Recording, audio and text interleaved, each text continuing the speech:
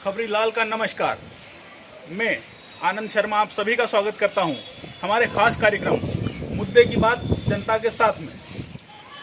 आज हम बात करेंगे शिक्षा के बारे में। शिक्षा समाज ही नहीं बल्कि राष्ट्र के निर्माण में शिक्षा का अहम योगदान होता है। यदि इस क्षेत्र में थोड़ा सा भी बदलाव होता है तो ये बहुत ही कौतूहल का विषय होता है।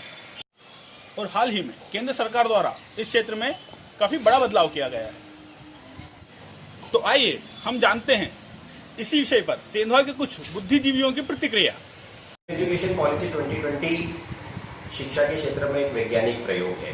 हायर एजुकेशन के दृष्टिकोण से बात करें तो हायर एजुकेशन के दृष्टिकोण से अभी यदि कोई विद्यार्थी ग्रेजुएशन पाठ्यक्रम में प्रवेश लेता है और ग्रेजुएशन पाठ्यक्रम किसी कारणवश पूर्ण नहीं कर पाता है तो उसे कोई डिग्री नहीं मिलती है। लेकिन यदि न्यू एजुकेशन पॉलिसी 2020 के अप्लाई होने के बाद में यदि विद्यार्थी 1 वर्ष के बाद में अपना पाठ्यक्रम छोड़ देता है तो उसे सर्टिफिकेट मिलता है। 2 वर्ष के बाद में यदि अपना पाठ्यक्रम छोड़ देता है तो उसे डिप्लोमा मिलेगा और 3 साल पूरे कंप्लीट करने के बाद में विद्यार्थी को डिग्री मिलेगी। ग्रेजुएशन 4 साल का भी पॉसिबल है लेकिन वह सिर्फ रिसर्च वाले विद्यार्थियों के लिए है। जो रिसर्च में जाएगा उनके लिए पीजी की अवधि सिर्फ 1 वर्ष होगी। पीएचडी पाठ्यक्रम 4 वर्ष का होगा और एमफिल को हटा दिया गया है।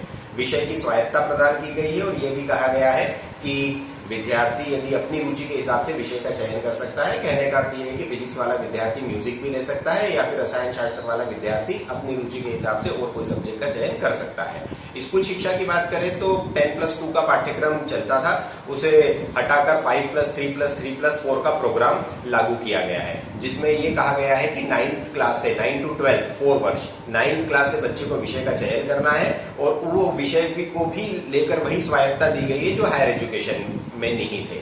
बच्चे का प्रवेश 3 साल में होगा और खेल खेल के माध्यम से उसे सिखाया जाएगा। क्लास 6 में इंटर्नशिप के माध्यम से बच्चे को पढ़ाया जाएगा। जो इंटर्नशिप अभी तक हायर एजुकेशन में नहीं थी वो क्लास 6 में स्कूल एजुकेशन में भी इस पॉलिसी में समाहित की गई है। हमारी शुभकामनाएं हैं कि ये पॉलिसी गरीब बच्चों तक भी, सरकारी स्कूल के बच्चों तक भी ये ड्राफ्ट जो सुंदर तैयार किया गया है इसका लाभ सरकारी स्कूलों को भी मिले। ऐसी शुभकामनाएं संपूर्ण शिक्षा जगत की तरफ से।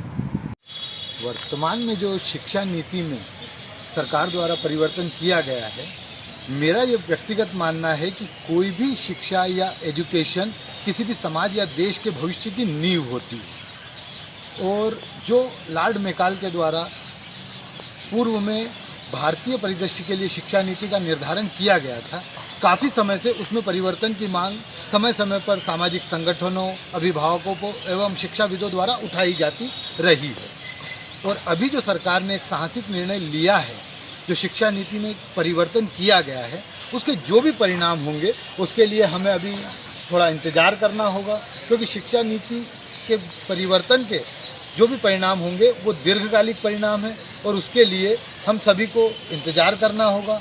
पर मैं यही कहूँगा कि शिक्षा नीति का जो परिवर्तन है वो किसी भी समाज की नींव को मजबूत करने के लिए बहुत आवश्यक होता है, क्योंकि अगर शिक्षा की नीतियां सही होगी तो ही भविष्य में एक अच्छे भारत का निर्माण हो सकता है।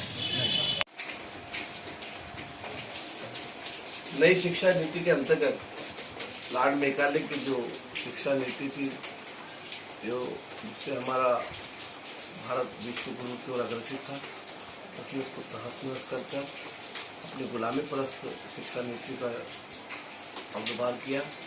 वर्तमान सरकार ने उन तमाम शिक्षा नीतियों को खत्म कर नई शिक्षा गुरुकुल पद्धति की शिक्षाओं को लागू कर और जो व्यवस्थित ज्ञान और सबसे बड़ी बात इसमें संस्कृत और हिंदी को पूर्ण रूपेण समर्पण और समर्थन दिया, उससे आने वाले समय में पुनः भारत विश्व गुरु की ओर अग्रसित होगा, ऐसा मेरा विश्वास है।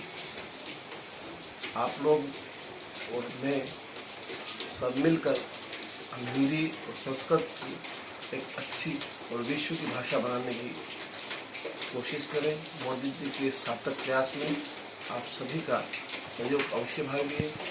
सभी लोग इसमें साथ दें और इसको करने के लिए प्रेरणा का काम करें।